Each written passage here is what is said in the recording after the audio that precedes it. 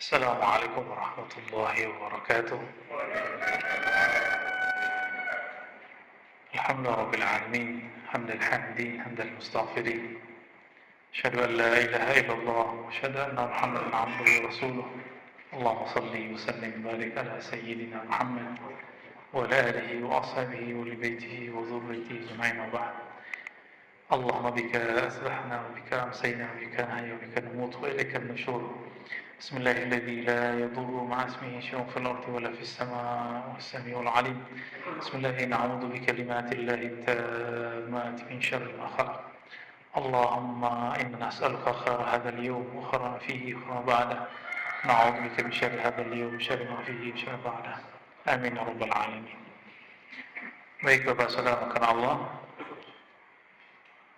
meskipun udaranya agak sendu-sendu ya, pasti banyak yang agak kedinginan ini. Tapi alhamdulillah Allah gerakkan kalbu kita, hati kita, badan kita untuk datang ke rumah-rumahnya. Semoga ini pertanda Allah memandang kita dengan rahmat. Amin ya rabbal alamin. Karena Nabi pernah mengatakan, jika engkau melihat ada orang cinta ke masjid, fal yashhad lahu bil iman, fa ashhid lahu bil iman, maka bersaksilah bahwa ia benar-benar beriman. Ya. Pada pagi ini saya lupa bawa kitabnya, udah ditaruh di meja, tapi alhamdulillah PDF-nya ada. Jadi sekarang kita nggak ngotot-ngotot pakai teks lagi Pak. Cuma kalau santri berasa aneh Pak kalau baca kitab PDF, maunya yang fisik itu. Tapi ya semoga tidak mengurangi keberkahannya. Bab yang akan kita kaji sekarang bab yang ketiga mengenai uzlah dan khalwah. Apa itu uzlah?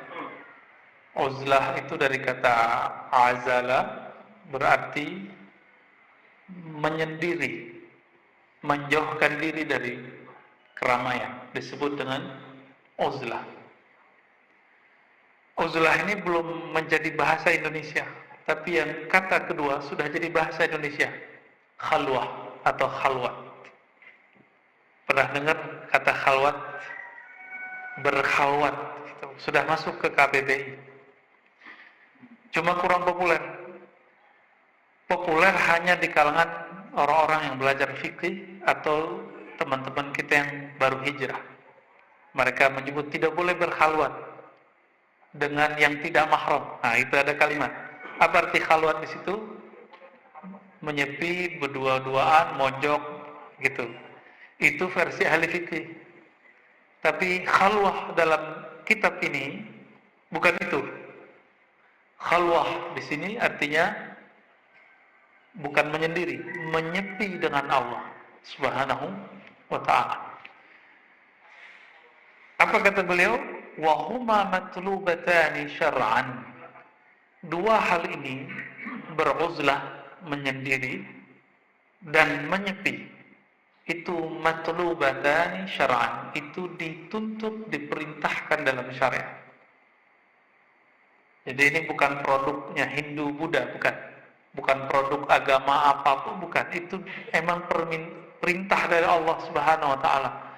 Bahkan Nabi Muhammad SAW, beliau sebelum mendeklarasikan dirinya sebagai Rasul, kan beliau sudah jadi Nabi.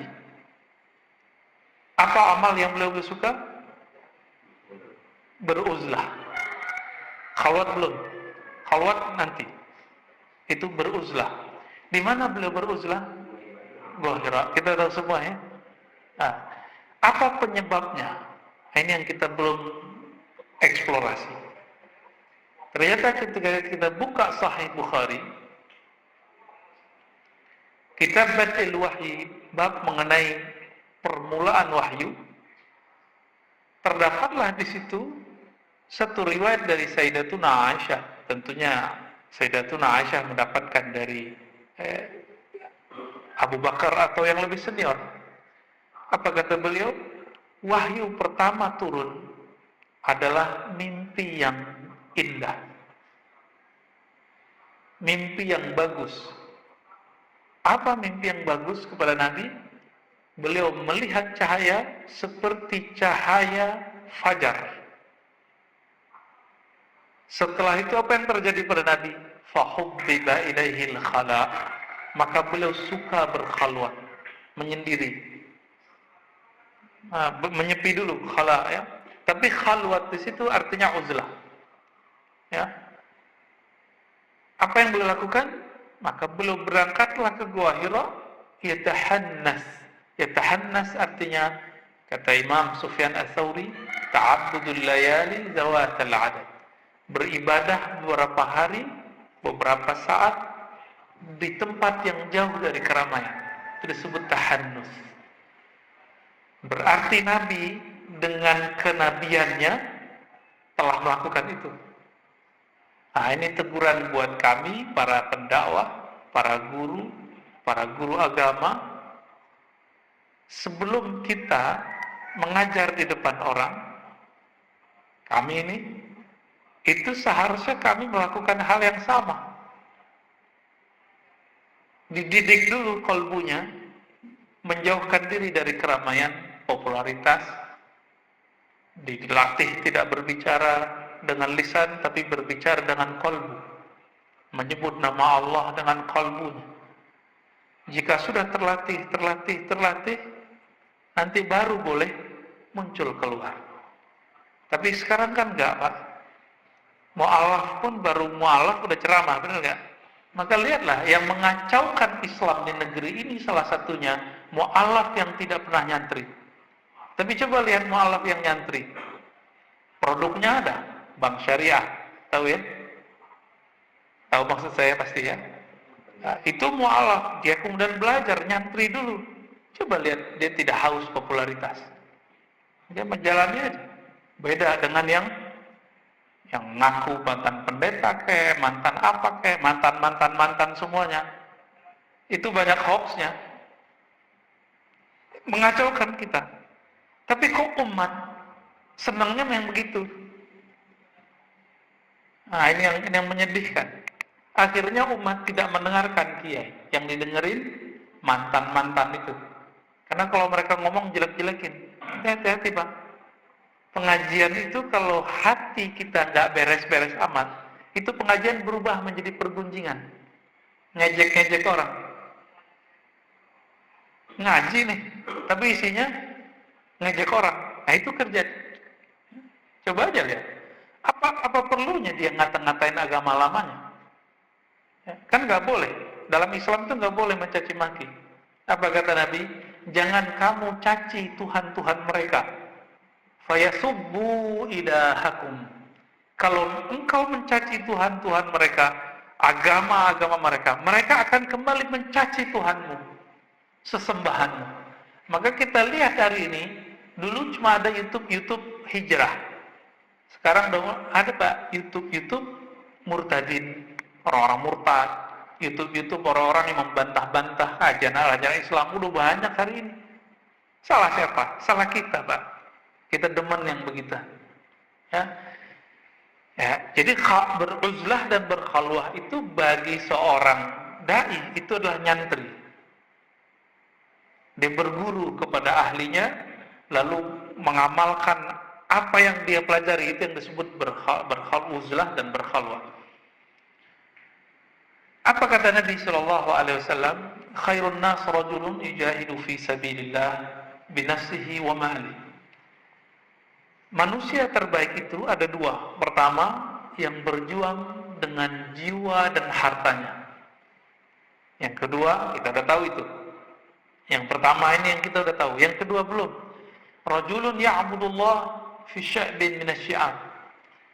Seseorang yang beribadah di lembah-lembah atau di hutan-hutan atau di pelosok-pelosok, di tempat yang sepi. Wa yada'un nasu min syarrih. Sehingga orang-orang, bukan kita ya, sehingga orang lain terhindar dari keburukannya. Nah, perhatikan. Ini uzlah yang benar. uzlah yang benar itu kita menjauh dari manusia, bukan merasa manusia jorok kotor, tapi kita merasa diri kita yang kotor. Nah, ini berarti uzlahnya Islami, ruhi. Kalau uzlah syaitani, uzlah syaitan yang mana? Yang sombong. Dia merasa dirinya bersih, kalau bersama dengan manusia yang lain, dia nanti kotor. Dia dikotori oleh orang lain. Maka kata dia, saya beruzlah untuk menghindari keburukan-keburukan manusia. Ah, berarti itu syaitan itu Pak di dalamnya. Nanti kalau dia dapat ilham saat dia beruzlah, itu ilhamnya bukan ilham malaki, tapi waswas syaitani. Bukan ilham malaikat, tapi waswas syaitan.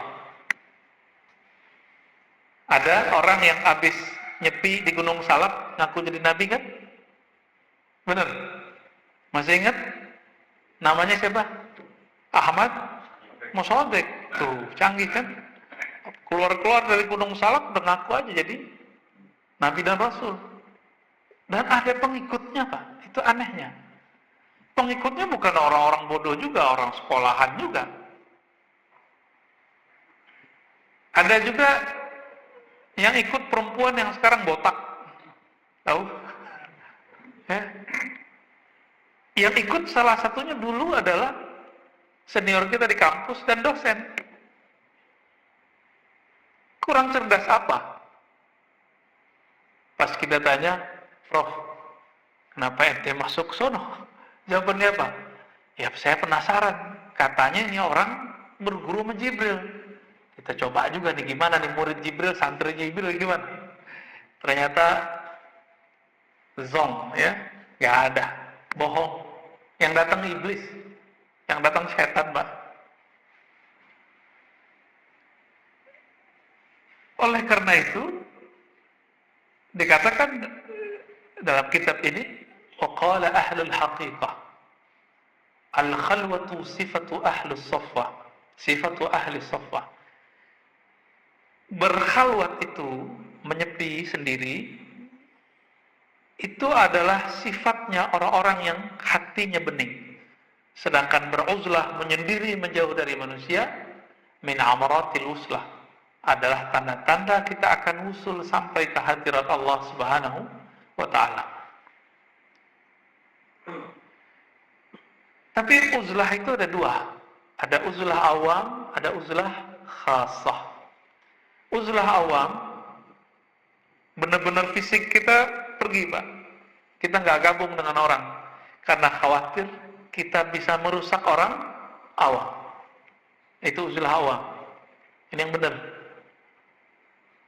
Yang nggak benar tadi yang mana? Yang dia merasa manusia rusak. Kalau dia bersama manusia, dia merasa akan dirusak oleh orang-orang lain. Nah, ini orang nih, ini setannya yang dalamnya nih Pak, yang membisikkan kepadanya setan. Karena dia dibisikkan oleh setan, dikatakan, kamu ini suci, ya, kamu tidak boleh bersama mereka. Nanti kamu dirusak oleh mereka. Jadi dia suuzon sama orang. Suuzon sifat setan atau sifat malaikat? Setan, ya.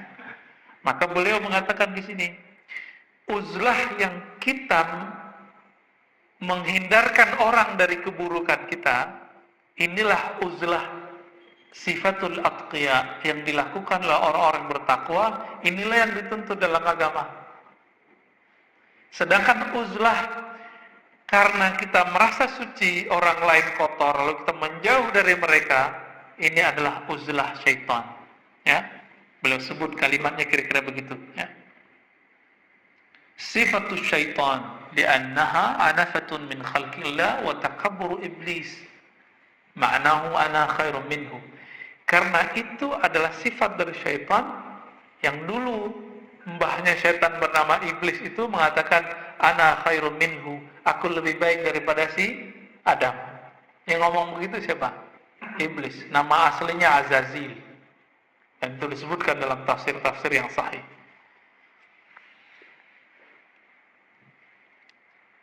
Jadi kata kuncinya, kita menghindarkan orang dari keburukan kita. Nah, itu yang benar. Ya, baik. Jadi dulu di masa Bani Israel yang mereka beriman kepada Nabi Musa, ada seorang rahib yang selalu beruzlah, tidak pernah mau gabung dengan orang. Lalu ketika ditanya, apakah engkau menjauhi keburukan makhluk? Apa jawabannya? Enggak. Apakah engkau pertapa? Enggak. Engkau ahli semedi? Enggak. Aku, di dalam diriku ada anjing galak yang sedang aku jinakkan. Maka aku bawalah ke padang yang luas, ke hutan yang belantara. Khawatir nanti nyalak orang. Nanti kan bahaya, Pak. Kebun binatang keluar semua. Nah, ini PR dai seharusnya. Jadi dai sebelum dia tampil di hadapan manusia, dia jinakkan dulu tuh si anjing yang ada di dalam ini. Yang disebut oleh rahib tadi. Kalimatnya benar, Pak. Kalbun akur. Ini kalau saya baca anjing galak, anjing gila, kira-kira begitu. Kan serem ini. Itulah yang dikatakan dalam Al-Quran, ya. Perumpamaan mereka seperti kalbun, anjing. Agak jinak dikit, binatang ternak. Baru kemudian pindah menjadi yang agak baikan. Dan itu semua ada sama kita, Pak. Nih, tes sederhana. Bapak, Ibu, Saudara, kalau lagi marah, keluarnya kebun binatang atau WC? Keluarnya kata kasar, semua binatang keluar tuh, kosakatanya keluar. Atau yang keluar yang jorok-jorok. Kalau dua-duanya, Pak, wah, sempurna belisnya tuh. Ini saya nih marah nih, terus saya bilang anjing ente, gitu ya. Itu dalam saya anjing, Pak, bukan orang yang saya tuduh itu anjing. Dan saya masih ingat itu waktu saya masih S1 dulu, saya pinjam kitab, kita pinjam kitab, Pak. Ada anak sekolah SMK lagi tugas, nggak sopan, kitabnya dibanting sama dia. Saya, kitab kok dibanting-banting nih? Udah nggak pakai jilbab lagi, di kampus Islam lagi. Saya ambil, saya gebrak meja, Pak. Anjing lu, saya bilang gitu, Pak. Tapi sampai hari ini, itu menghantui saya sendiri. Oh, mau minta maaf orangnya di mana, gitu. Ya, adik-adik, ya, manis lah perempuan SMK, kira-kira begitu. Tapi kok dia banting kitab? Seharusnya kalau di dalam ini bukan binatang buas yang keluarkan begitu. Dek, jangan gitu dong, ini kitab. Kan seharusnya gitu, Pak. Kenapa itu yang keluar? Jadi bisa saja orang baca kitab, orang hafiz Quran, hafiz sunnah, tapi di dalam chip yang ada di dalamnya apa? Binatang ternak. Ini yang saya takutkan setiap hari dalam diri saya. Agak lembut dikit apa yang keluar? Agak jorok-jorok, Pak. Yang WC-WC ya, pakai dalam keluar semua tuh. Ya. Nauzubillah min dzalik. Nah, ini yang lagi kita mau coba bersihin. Saya lagi berlatih itu, semoga Bapak Saudara juga berlatih itu. Ya. Banyak kesalahan kita di sini, Pak. Kalau kita hitung, kita nangis-nangis sendiri ntar. Ya. Ngaji kalau nangis, setan bisik lagi. Loh, kamu hatimu lembut ya? Bisa nangis. Nah, terlepot lagi kita. Allahumma sholli ala.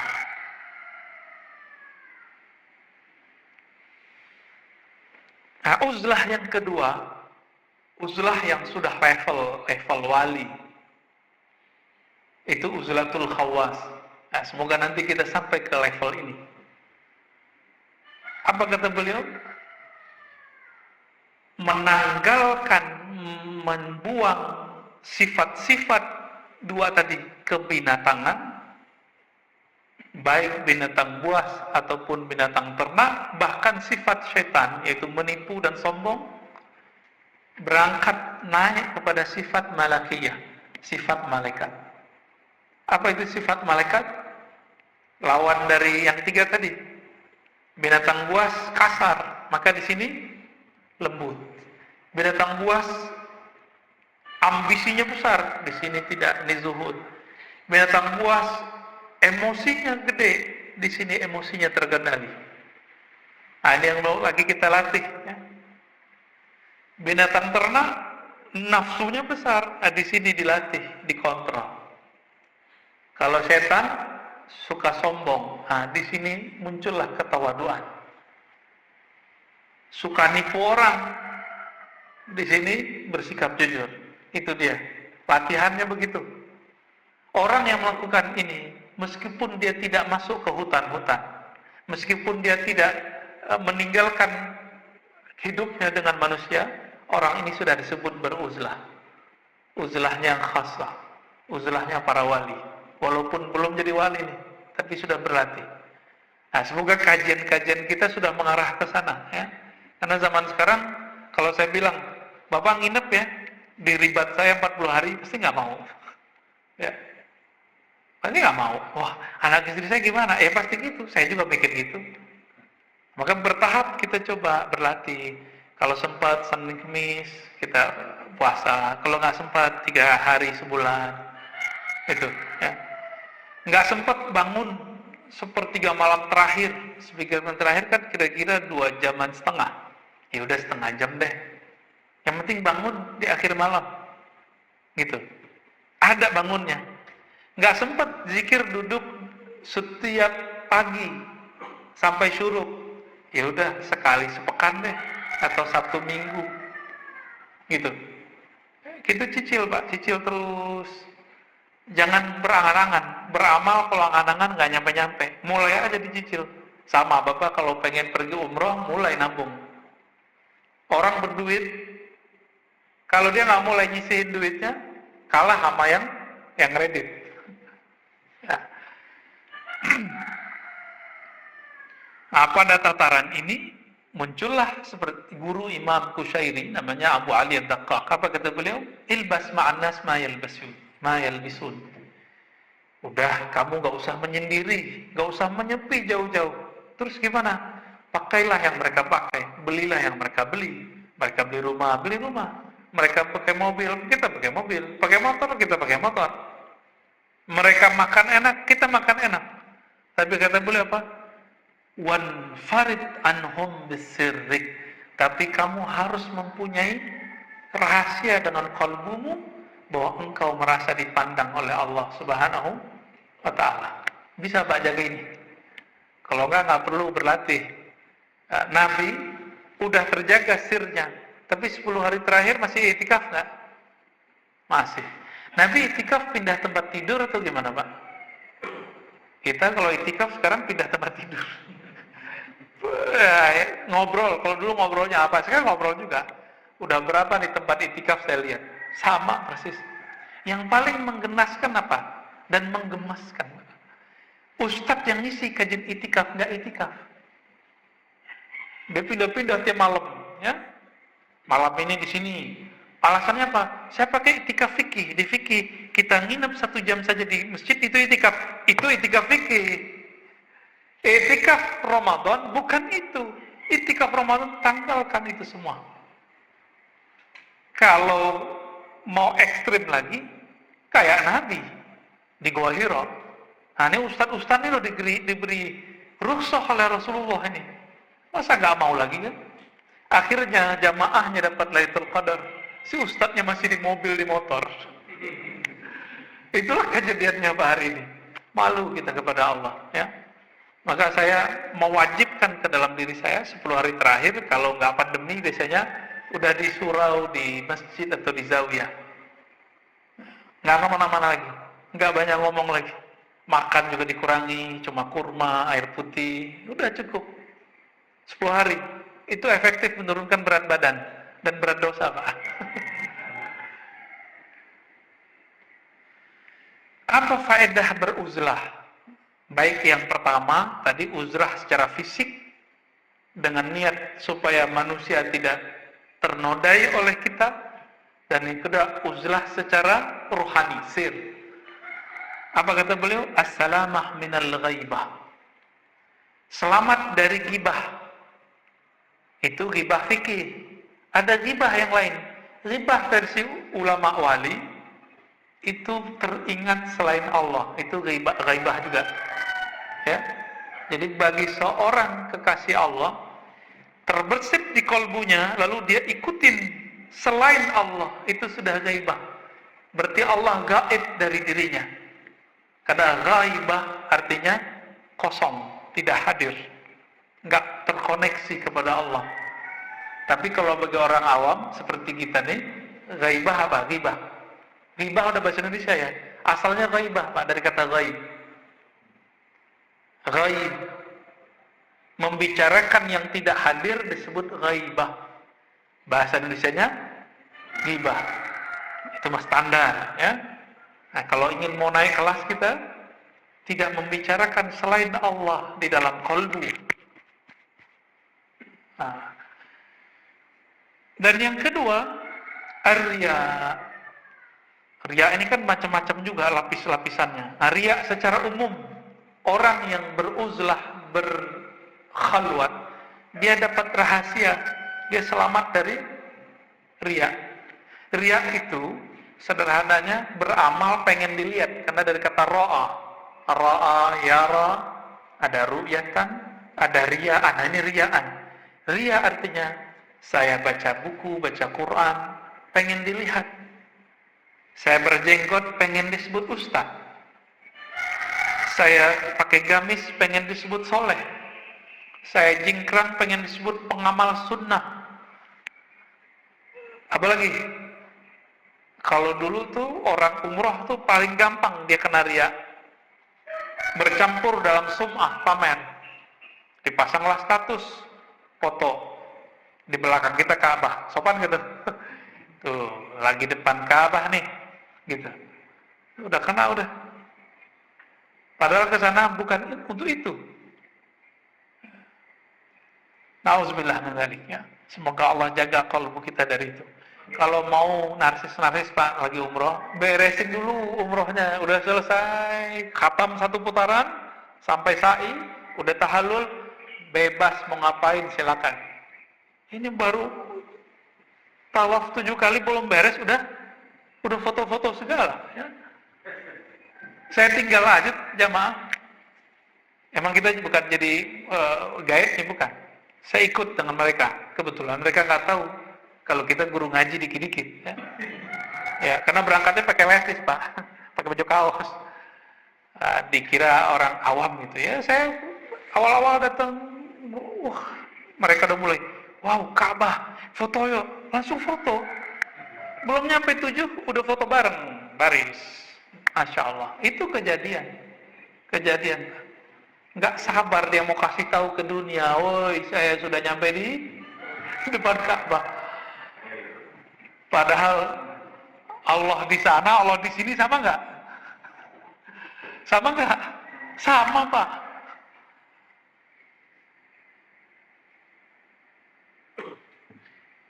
Itu riya paling ringan, pengen dipuji, pengen dilihat. Dan sekarang riya itu gampang karena lewat sosmed. Kan ada sekarang pakai location ya, pasang status lokasi. Waduh, lengkap Pak sekarang. Alat-alat riya itu gampang sekarang. Ada riya yang lebih berat.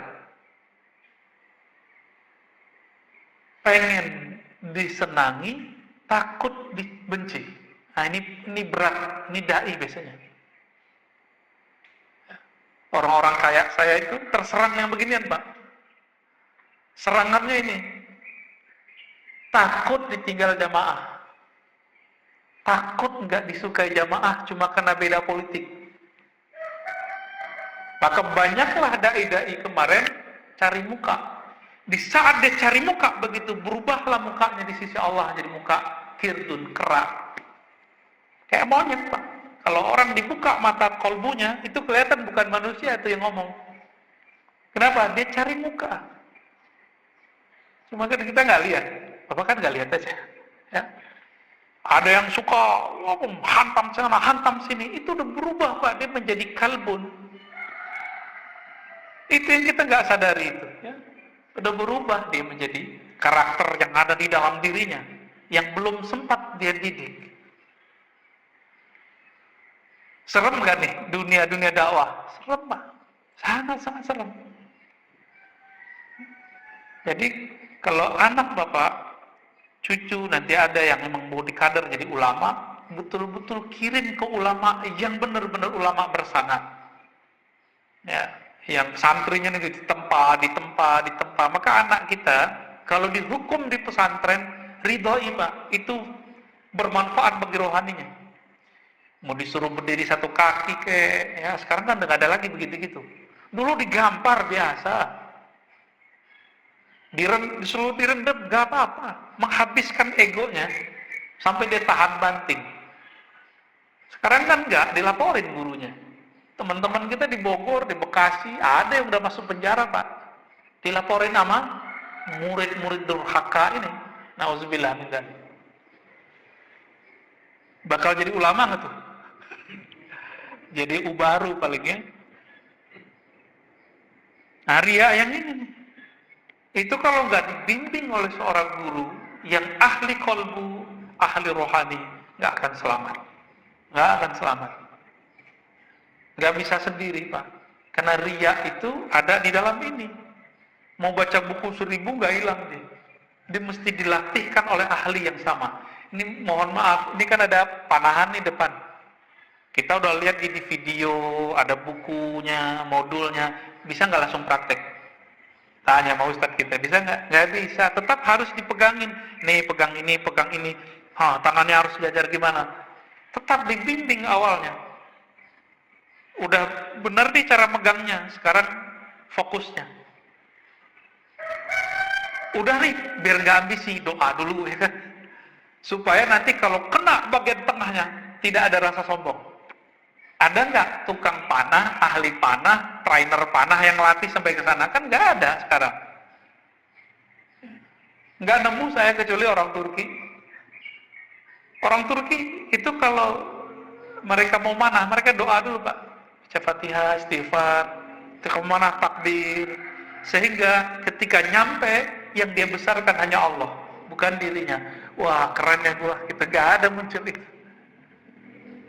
Latihan kuda, ya, saya suka Pak, walaupun belum lancar-lancar amat naik kuda tuh. Ya, enak di badan. Tapi kalau ada perasaan tadi, nggak berzikir ketika main, ketika kita berlatih, ada perasaan, wah, gue mau bentar doang nggak bisa. Yang lain sebulan belum bisa begini. Ada perasaan begitu. Apalagi ngurusin umat, ya. Ngurusin umat kalau nggak ada latihan begini, nanti dia akan mengikuti selera umat, bukan umat mengikuti selera ulama. Itulah kejadian. Lihat aja Pak, nanti kejadian begitu lagi 2024, ya, 2025 ya, pemilu ntar. Begitu lagi ntar, coba aja lihat. Semoga kita terjaga ya. Saya takut akan berubah itu, karena hanya Allah yang merubah kolbu. Gak ada jaminan nih saya benar terus